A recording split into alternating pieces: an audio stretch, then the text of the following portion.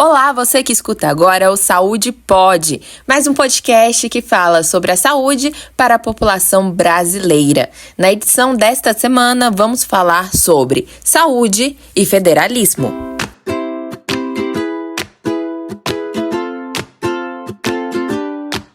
Desde dezembro de 2019, com seu início na China até chegar ao Brasil, a partir de fevereiro de 2020, o vírus conhecido como novo coronavírus espalhou-se por mais de 180 países, produzindo a doença conhecida como Covid-19. Tem o primeiro caso de coronavírus confirmado. É um homem de 61 anos que mora em São Paulo e viajou para a Itália. Com as manchetes, também vale ressaltar o constitucionalismo moderno sobre a teoria do federalismo, para vincular o conflito que ocorreu entre governo federal e os governos estaduais na gestão de crise da Covid.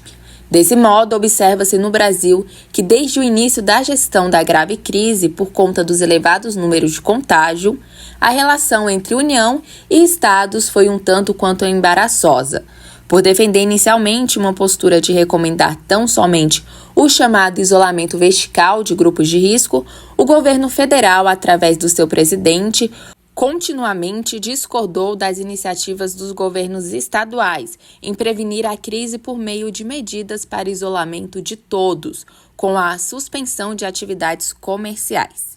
Depois da facada não vai ser uma gripezinha que vai me derrubar não, tá ok? Se o médico ou o Ministério da Saúde me recomendar um novo exame, eu farei. Caso contrário, me comportarei como qualquer um de vocês aqui presentes. No meu caso particular, pelo meu histórico de atleta, caso fosse contaminado pelo vírus, não precisaria me preocupar. Nada sentiria ou seria, quando muito, acometido de uma gripezinha ou resfriadinho, como bem disse aquele conhecido médico daquela conhecida televisão. De fato, havia uma grande polarização. Esse impasse entre entes estatais deu-se em grande parte pela acirrada polarização que o governo enfrentava, passando a antagonizar governadores como adversários da presidência da República.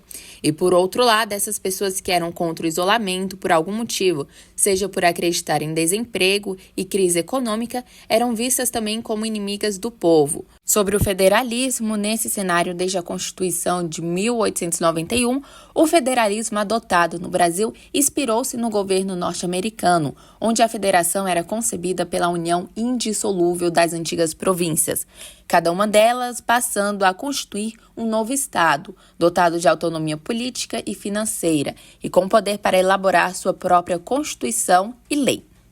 Nesse podcast, também podemos falar de um sistema constitucional de federalismo dualista entre União e Estados-membros, fragilizado uma vez que, historicamente, são comuns as crises e enfraquecimentos das autonomias estaduais, como aconteceu em Manaus com a falta de oxigênio.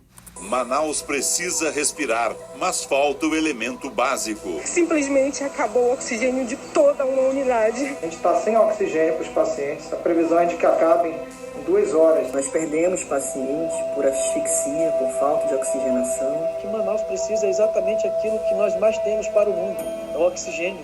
O federalismo regional tende a reconhecer a importância da região na ordem federativa, porém na gestão da crise com o contágio da Covid-19 no Brasil, a sucessão de desacertos entre as medidas adotadas pelos envolvidos gerou essa dualidade presente até hoje.